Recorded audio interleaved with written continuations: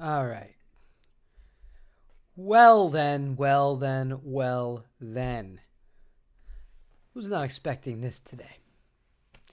How are you all doing? I wonder. Yeah.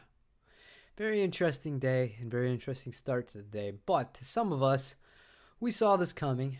And I actually think I told you guys a few months ago that I had stocked up on some tubes. But it recently got a lot worse. If you go to Reverb, everything is, much more expensive as far as the tube situation goes. And a lot of the really expensive vintage and new old stock ones, the really high end ones, you can still get those, and those have inflated in price a little bit. But it gets concerning when I talk to Sweetwater today, and they're not going to be getting any tubes for the foreseeable future. It's over. And Electro Harmonics have also sent out emails to people notifying them as such as well. But it's important to understand here that this was coming. And another thing that's important to do here is to not panic. I mean that for a few reasons. The first reason is because everything is cyclical. Right now, with the way production is worldwide for all industries, not just with guitars and guitar parts and stuff like that, this is a rough time. And the main factory, one of the main factories that was making these tubes had closed. And this was reported in August of 2021. I want to show you guys an article. Hey, how you doing? This was from the actual head of Electro Harmonics. He had an interview in August. Okay, so let's click this. All right. Put this over here. Come on, you can do it. You can do it, I promise. There we go. Cool. So, as you can see, this is August 2nd of last year. And we're not going to go through word for word here what all of this is, right? But the gist of it is this is the thing that needs to be kind of addressed here, okay? Currently, there is a worldwide panic on the availability of vacuum tubes, Matthews wrote. The big Shuguang factory in China was forced to move, and the Jamona JJ Electronic factory in Slovakia that used to have lead times of a month now has a lead time of 6 months. Now, it's important to remember that this was indeed last year.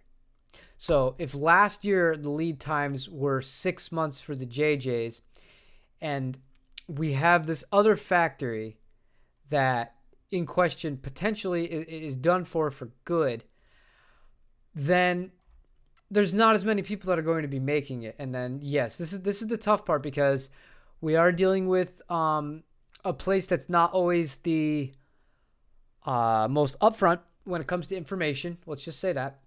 So the big concern is the closure of the major valve producing factory in Shuguang. I'm sorry, I know I'm botching that. I'm really sorry. China. Matthews claims the factory has been repurposed for more modern technologies. So yes, and then it goes on to say it's hard to verify, but it does seem to scaled back production and online rumors about it being closed.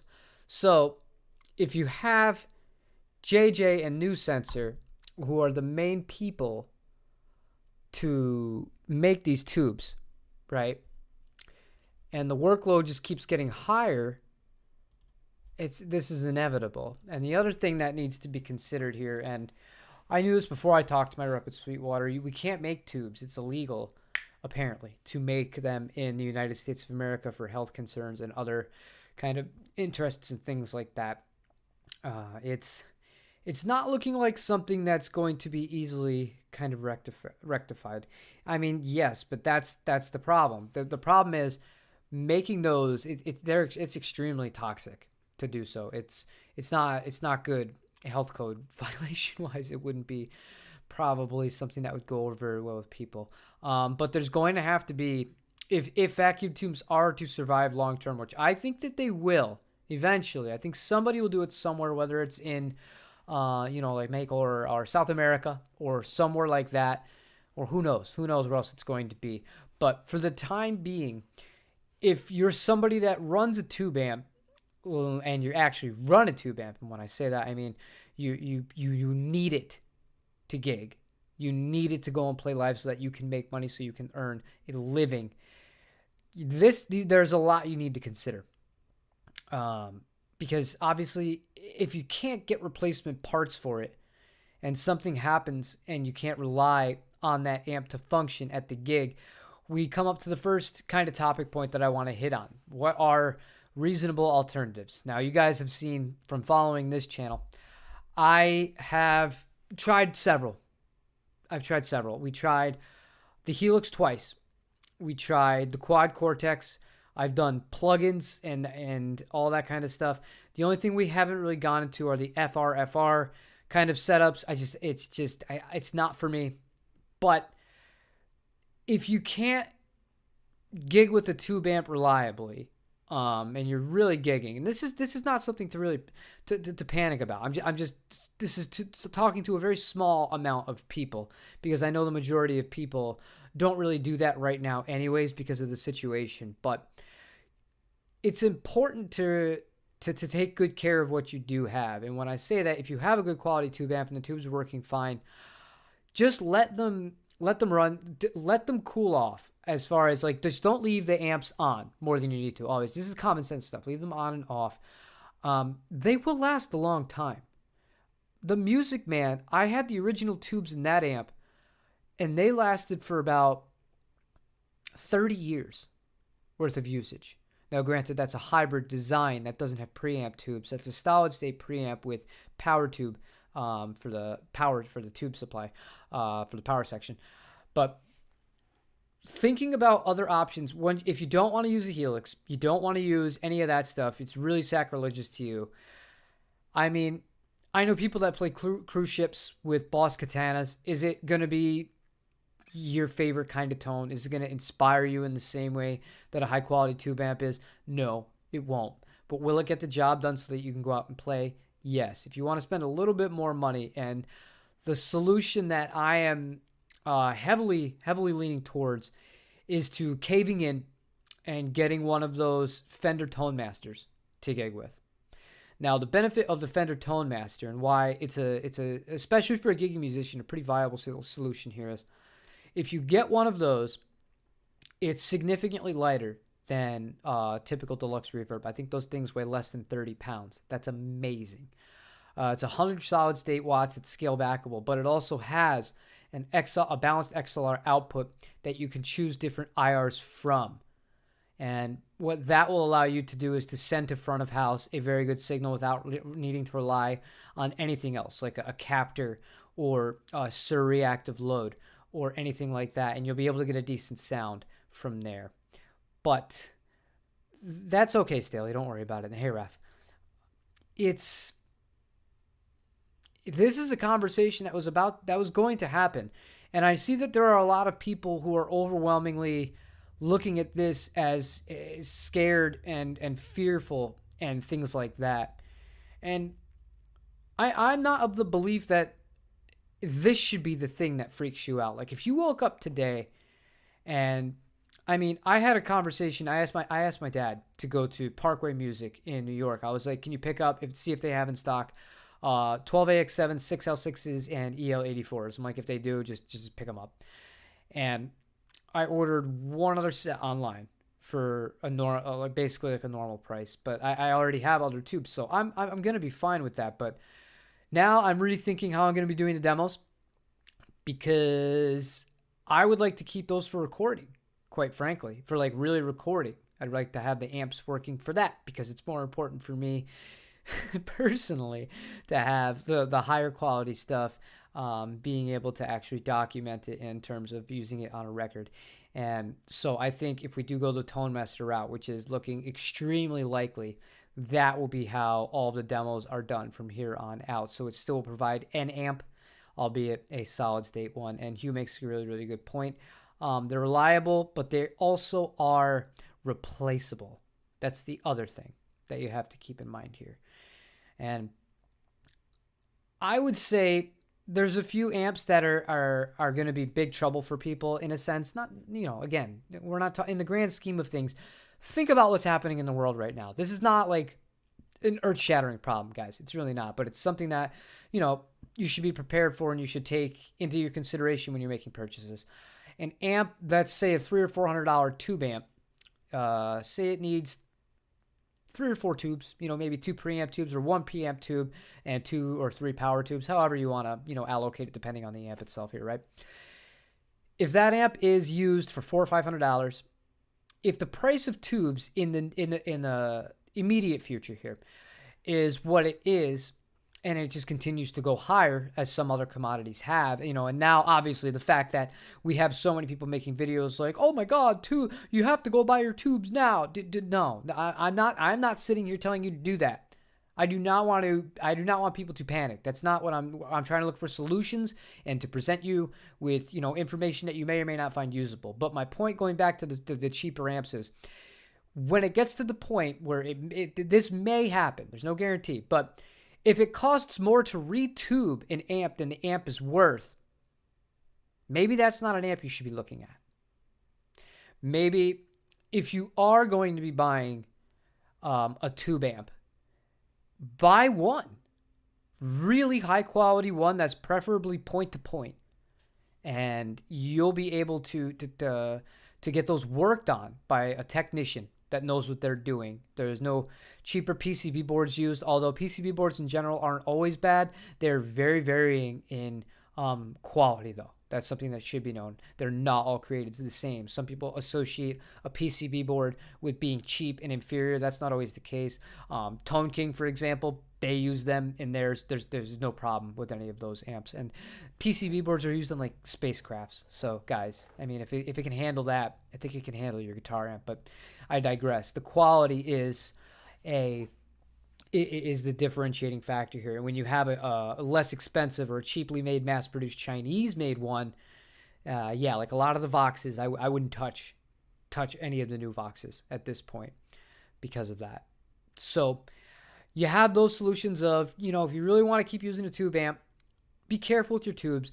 Don't always rush to replace your tubes. Just be more conservative, be more mindful. That's all. This is not something to panic about. It's really not. Replace the speakers in my Boss Next Tone, and it's almost got my convinced to do the job, but I hear when transistor amps go, they just can't be fixed, and that is another problem.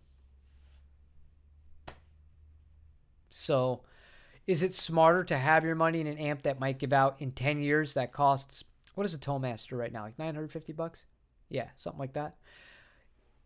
If you get 10 years out of actual usage out of it, then it's worth it, in my book, because it'll have paid for itself. And this is another thing you have to be honest with yourself. As a guitar player, are you somebody that just plays in your room? Are you somebody that goes out and plays, once or twice a year? Are you somebody that plays multiple times a week? These are all things that should kind of impact the decisions that you make going here forward. And just given that the things are different, this is an awkward situation. And the fact that, the main tube makers happen to be in a certain place where things are not going so well, so to speak, and then impacting the world because of supply and sanction issues. It's something that you can't really totally ignore it, but you can, if you are shopping for an amp, you can use this information and this data and make yourself a more informed and potentially a better decision in the long run of things. So we're not getting rid of any of these amps. And another piece of advice would be, this would not be a good time to sell an amp, because a lot of people will be panicking like, oh, why would I buy a good tube amp right now? Because, obviously there's no tubes. If I can't get tubes, why would I buy that? So people are going to not want to pay top dollar or the regular asking price, even for a quality amp. Except the people who like the people who have exponential amounts of tubes sitting in reserves. They won't care, because there are people like that out there that just have more tubes than they'll ever need in their lifetime. Doesn't matter what amp they're buying. They're not who I'm talking about here. But the average person, I don't know many guitar players that keep that many tubes just lying around. I'm neurotic. I think I got like 40 sets of strings. I got a bunch of tubes, hundreds of guitar picks of the only brand that I'll use. I look at it as a way of, I'm going to use this stuff anyways. So I prefer to buy it in bulk. But hey, Krenar, how you doing? Yep. This is just it's a very very strange situation. But the other thing I wanted to talk about here, real quick, and this is to the people who are freaking out, and because there's a lot of people pretending to freak out, you know, for YouTube or whatever, or performative reasons to get clicks. That, again, I cannot stress enough. I do not want that to be your takeaway from this. I want you to be calm. I want you to just consider your options. Maybe, uh, it's time to go with a Helix or a Quad Cortex. How funny is that? We just sold the Helix last week. Last week I sold the Helix. But if you're somebody that woke up today and you saw all these videos and you were really panicked about the tubes and you were like, oh my God, what am I going to do? I sure as shit hope that you have enough of the necessities in life that you would need should they become available to you. And I know that just got real serious, but some people, they need to hear that. You have enough water for a few weeks, few months? You have enough water for this week? But on non-perishable food. What if all the power goes out? You got all that stuff? What happens if that suddenly became unavailable? Think about the panic that people have towards, things that don't matter. Like, remember when Facebook went down for like a few hours? I remember I could not stop hearing about it on social media. It went down for a few hours and people were like rioting. They were like, we can't, what are you supposed to do with no Facebook? Facebook? You're worried about Facebook? What are you going to do if you can't get food? Or you have to go a prolonged period of time without power? That's a problem. So if people are getting this worked up and this kind of concerned over things like this, how would they react in an actual dire situation? That's something to consider. So I was talking to somebody in the Discord about this. Who was it? Sympath. And whenever you talk about things like this, I feel like you get pigeonholed into you're a doomer, or you're crazy, or you think it's a conspiracy, you think it's that. He and I, we agree on this. I don't like looking at things in that way either. I'll take it right back to what I said about why I have so many guitar strings and all this other stuff. The more that if you're going to use this stuff anyway, things like water, things like rice, stuff like that, if you're going to eat this stuff, you're going to use this stuff anyways, you can afford it. You don't need to go to the store and buy all of it. The same thing goes for the guitars. You don't need to go out and buy every last 6L6 tube that you can find right now. But I mean, if you could and you can get it for the right price, then you would do it. Do it while you can do it. Because if you don't do it now, you're going to spend a whole lot more later. So, kind of, out of character for me, and I'm by no means anybody to lecture anybody on anything in terms of serious matters, but it is worth considering, especially for those of you who have kids, because, they can't, they depend on you, and it's one of those reasons why we have so much of that stuff. And it's been on our mind in general because we would like to be as self-sufficient as possible. And that's part of the reason I'm selling so many damn guitars. I actually initiated a return today for a guitar that we just got. Nothing wrong with it. That S2, I'm sending it back. Not going to do it. I have the other PRS that's coming in. The Gibson's getting sold. Somebody has it in their cart on Reverb. Hopefully it actually sells today. I need that Jazzmaster gone. I need the Custom Shop Jaguar gone. I need the Custom Shop Mustang gone. I want it all gone. I don't think we're continuing going down this route anymore. Not for this kind of stuff in the future. Let me just see what the dog. I have him come in here. You can say hi. AC, come here. But yeah, I mean, it's about just looking at things in the big picture, man. Just look at things in the big picture, and seeing what you really need. No matter what that area of life is, whether it is your musical endeavors, whether it's a car or clothes or stuff like that. What do you really need? What are you happy with? And you don't need to go in excess of that. Hey, bud, come up. Say hey. Because these little guys, this is stuff that matters. All right, let me catch up with some comments here. A friend of Ash said they are placing orders less with dealers. As far as what, Marcus? Quick question. Hold on, let me catch up. What do you think this does to the pedal market? I don't think it directly kills or affects the pedal market. I think it only affects pedals with tubes in them, like the Victory stuff, like that Sheriff pedal, the Duchess, all of those kinds of ones. Anything that will have a 12AX7 in it, maybe those will get affected. But in general, I don't see this really affecting typical pedals. If anything, this would boom with pedals if you think about it. Because if everybody has to switch to solid state amps, you're going to want a damn good analog drive going into that. You are. That's why I'm happy I got the Optimist. So if we do the Tone Master here, at least I know I'm going to have the Strymon pedals. And I'm going to have the Jackson Audio to cover all of my overdrive that I would possibly need. All right, let me see here. Maybe China will buy Russian tubes and rebrand. You weren't here at the beginning. The factory in China that was making it has been repurposed. Although there's no way to confirm or deny that, although the supply has gone down substantially from that region. So I'm tending to believe that that did happen last year. That's not new to this year. But I think the thing that tipped the camel's back in this scenario is obviously the bigger picture of what's happening in the world right now. That's all. Do you think the Vox new tube will take off? Not sure if it's made in the same factory. I don't know. I think for a while here, there's been a push to get out of vacuum tubes. Or valves, as you Brits say.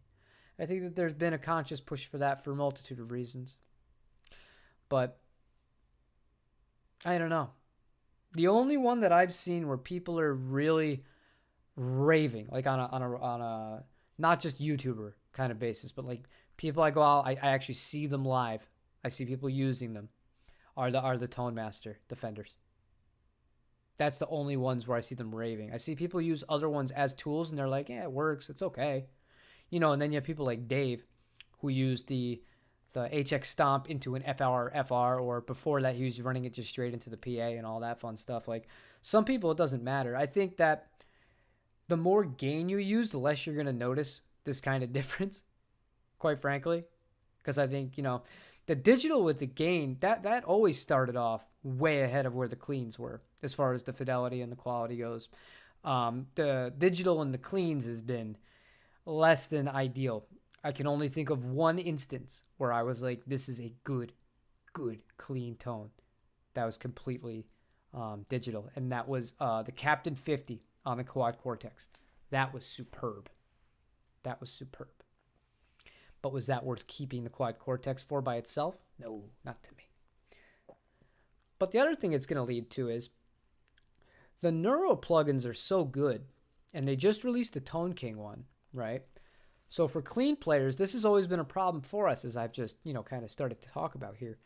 Clean players, we haven't had an exceptional clean solution that has been, you know, accepted.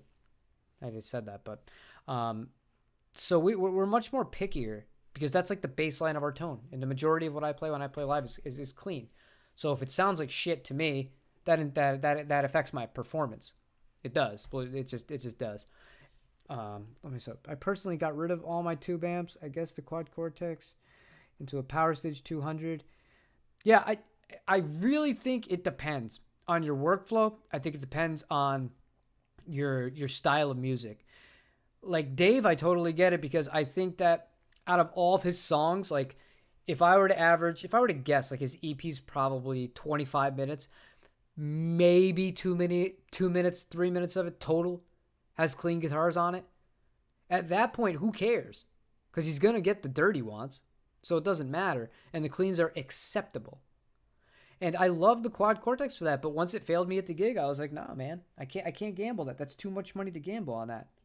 Well, that's why he's barking. He's got this crap stuck on his stomach. You're a silly dog. Go on. Go play. Don't make any more noise. Just released a Yeah, that was the one that I was talking about. And that leads me to the other thing that people could do is you could bring a laptop with you. Oh, fine. I'll hold you. You could bring a laptop with you in like a 1x1 interface and plug that into the PA, like one of those universal audio volts. You plug your guitar into that, have that go into the laptop, into the Neuro plugin, whether it's the Corey Wong or the Tone King, and then have the output of that go through the same interface and then lead that to front of house from there. That's a solution. Would I want to do that? No. But if I had to do that, I mean, it's something that can be done. And right now we have to be looking for answers and solutions. You can't be panicking. You have to be adapting. You have to always look for ways around things, workarounds. That's one thing I've done with everything. With music, at least. I posted it on Reddit, and the people shit on my decision because eventually the finish will get checks anyways. Gibson Explorer probably returned it because there was an issue.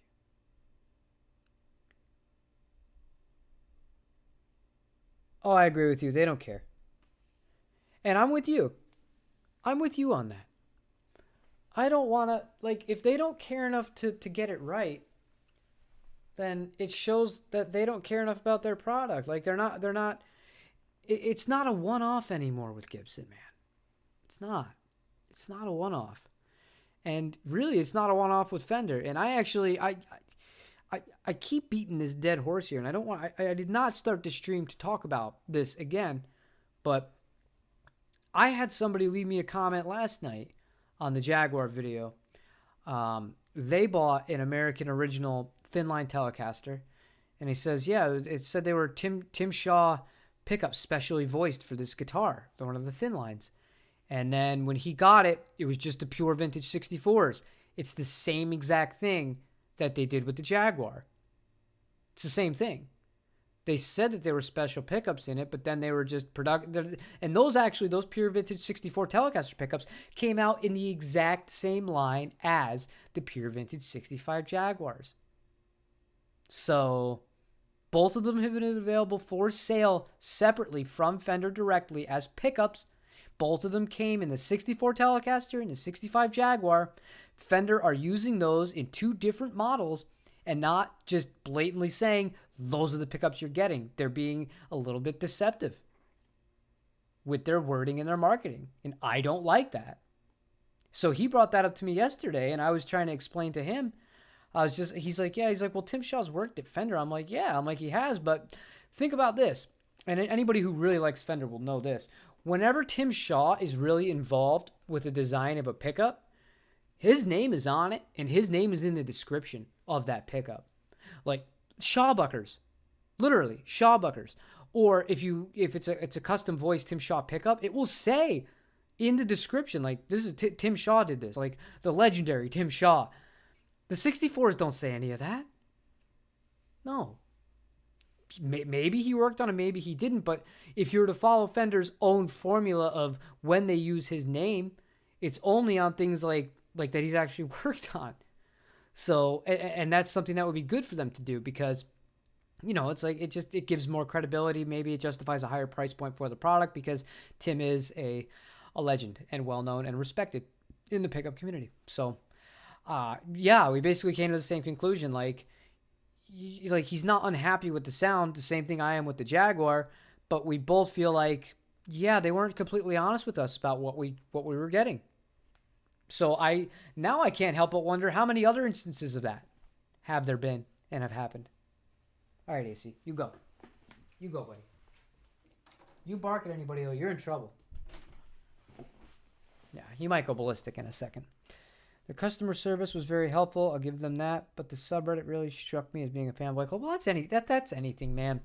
You go to the gear page, it's the same shit. It's the same shit.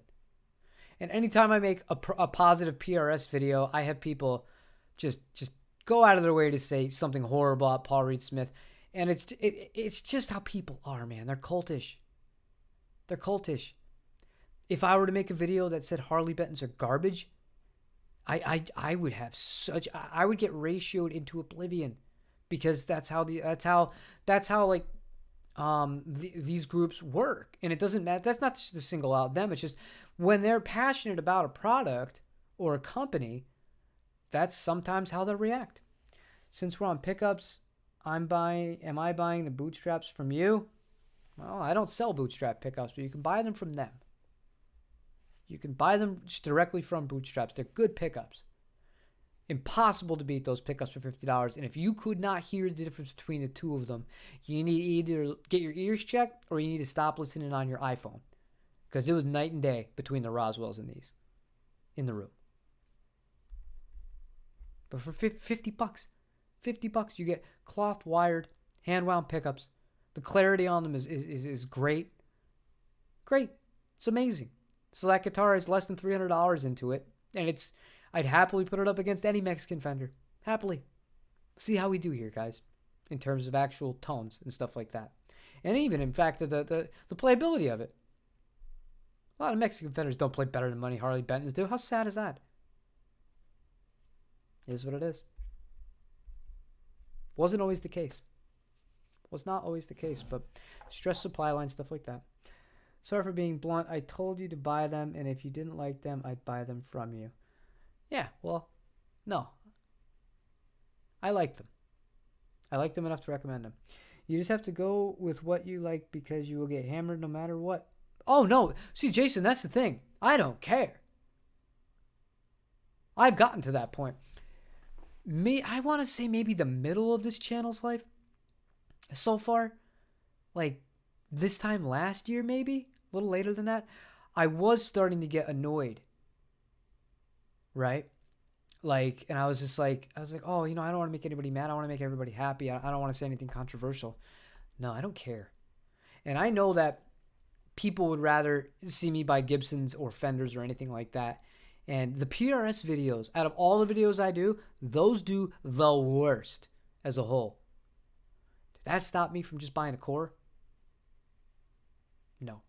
It's because it's what I want and it's what I like and it's what I prefer. And it's a company that I'm not bullshitting. I'm not posturing. That's a company I genuinely want to support.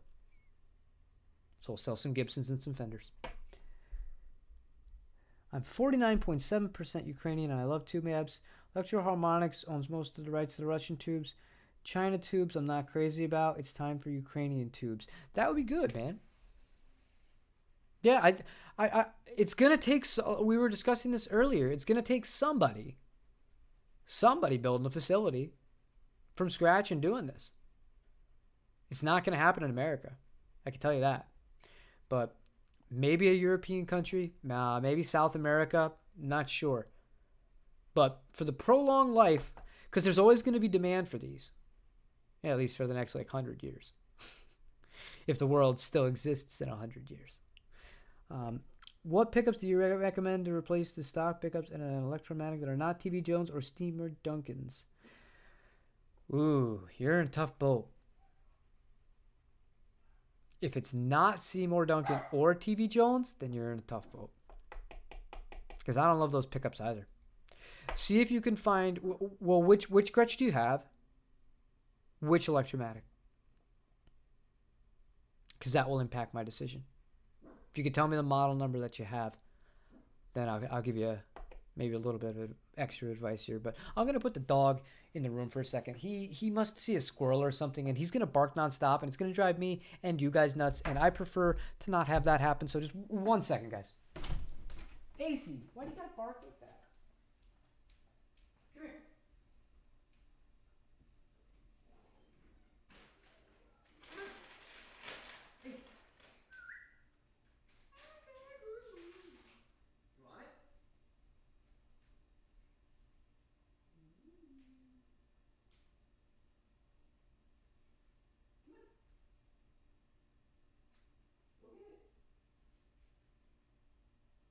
Go get it.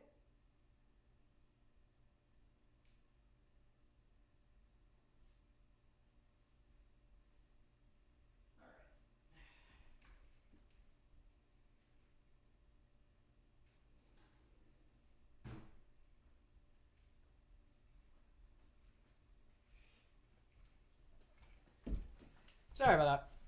Yeah, it was a squirrel. All right, let's see here. Rat Rod. G410. Okay.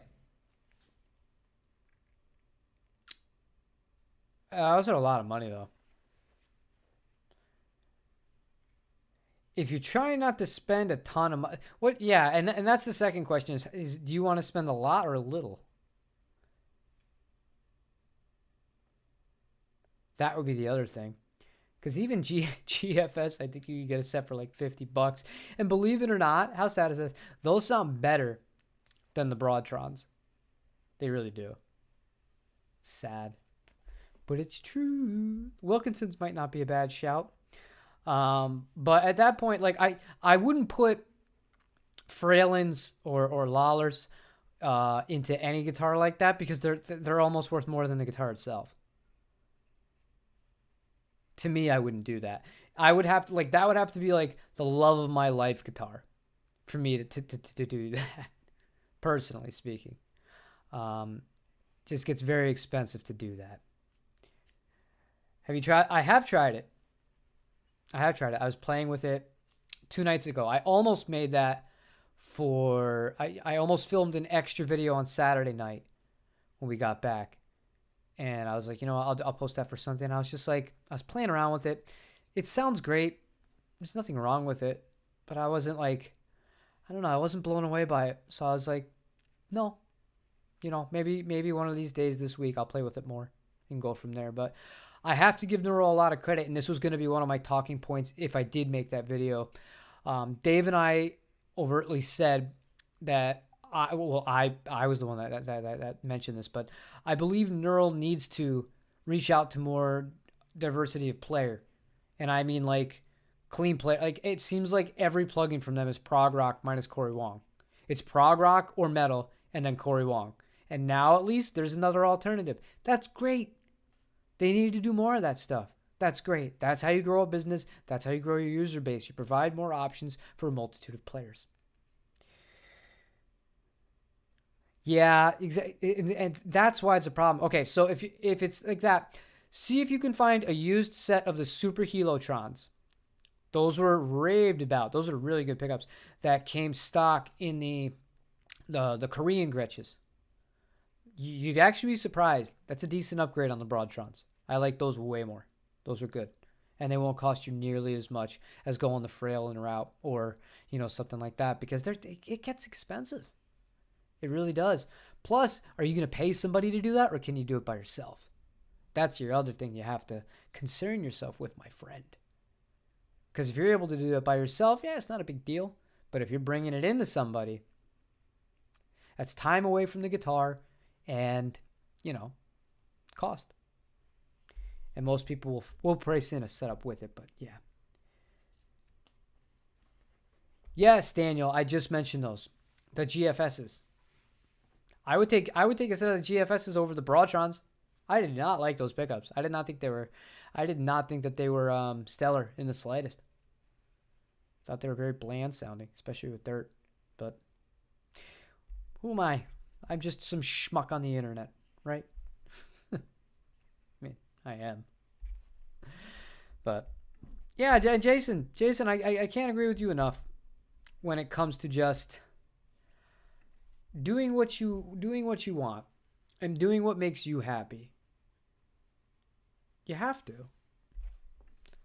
And finding out what's really important to you and supporting business, because it's like it's one thing to bullshit. And this is why there's some companies that I will not I won't support them ever again. Because they're bullshitters. They're people that post things on social media to get credit and pats on the back. But companies like that, I don't give. I'm trying not to say the F word here. I don't give a damn about them. What I care about are companies that don't go out of way to do that. But what they do is they treat their employees amazing. It's a great work-life thing. They care about their products. They don't go for the cheap way out. That's why I love Lindy Fralin. Lindy Fralin doesn't play any of this bullshit that some of these other pickup winders make. Would never do that. Because that's not his style. He wants to just make a good product. Everybody that I've ever talked to over there has been awesome. Very nice. Very happy sounding. Paul Reed Smith, that's a company They care about their employees. They care about giving everybody as good of as a guitar that they can get. Yes, are the cores very expensive? Of course they are. SEs are, what's a better guitar for the money than an SE at that price point? Nothing. And I've said that since the beginning of this channel. I firmly believe that. What are you getting new that's available in America that's as good as an SE? A custom 24 or Zach Myers? Nothing. Nothing. Maybe you could argue one of the ESPs, but now that's a different price bracket. You're in 4 digits compared to the PRSs. They're still in 3 digits. So it's just food for thought, man. Are you performing or playing at home? When is it worth the investment? I'm performing. And that's why this was, to me, okay, I need to reconsider this. Especially because it is going to be the summer. I'm going to be playing even more than normal. More than the last year and a half, because obviously I was in California and then moving out here, didn't know many people, and it was kind of like getting settled with all the other stuff. But now that we are settled, we can do some of this performative stuff a little bit more often, which is fun and cool and puts money in our pockets, because that's what we like playing music live. That to me trumps all of this. I like doing YouTube, I really do, but it ain't got a damn thing on a good live show. Nothing like it. So for me, I like the Mesa. I love the Mesa. I don't just like the Mesa. I love the Mesa, but I don't want to. I'm not going to burn the tubes on it. And that thing takes a lot of juice to get going. So I'm going to go with something very basic, very reliable to gig with. Originally it was going to be the Black Star, but the emulated output on that thing sucks. And yeah, I don't know. I got a bunch of tubes for it, but I think we're going to go with the Tone Master. One of those guys. And yeah, figure it out. Figure it out from there. We won't talk about Jim's turkey impressions on the live stream for those curious. Oh, they were good, man. I scared some people. I was screwing with people. I felt so bad for this Dominican lady. I had to apologize so hard. She's very happy though that I was able to calm her down in Spanish. That meant a lot to her. But she got a big laugh, and eventually she was standing behind the fence and watching me do it to other people.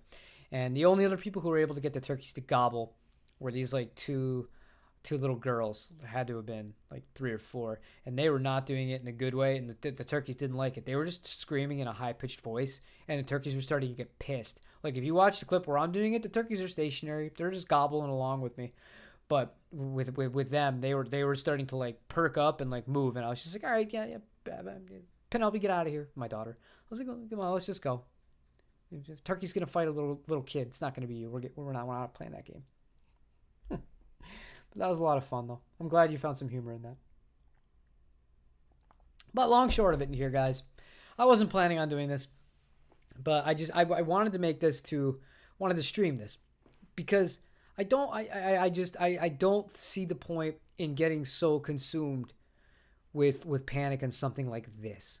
There's plenty of things to panic about that are warranted. Tubes are not one of them. Tubes will always be around. It might be harder to come by, but use that information for what you will. Remember what Matthew said from Electro Harmonics. Know that the lead times for places like JJ, they're very far behind. If they were 6 months behind in August of 2021, I can't imagine what the lead time is now to get those tubes. So if you're looking to buy an amp, maybe it is a compromise, or maybe you do have a backup kind of digital solution, or the Strymon Iridium.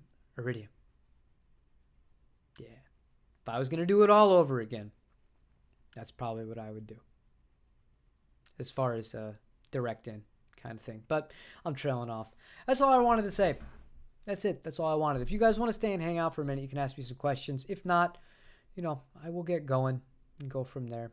I just thought this was somewhat important because it almost felt like Fender Acoustasonic Day, where I loaded up YouTube and everybody was just like, tube amps, oh my God, it's just a crisis, a shortage, a crisis. It's like crisis. It's like tube amp crisis. You don't know what's going on in the world right now? Tube amps are very low on the list of crises. Although, it is what it is. Thank you. Thank you, Daniel. Don't Just don't worry about it. Don't worry about it, guys. It's not that big of a deal. It's not that serious. As long as you can play your instrument safely, you have a nice house to go home to, family that loves you, you're ahead of the game. You're ahead of the game. Just make sure you have enough food to feed them, water, and learn how to garden. I've debated starting uploading those on a different channel. I'm actually quite the gardener. So that's a topic for another day. Thank you all for checking this out. I know that I appreciate all of you. You guys,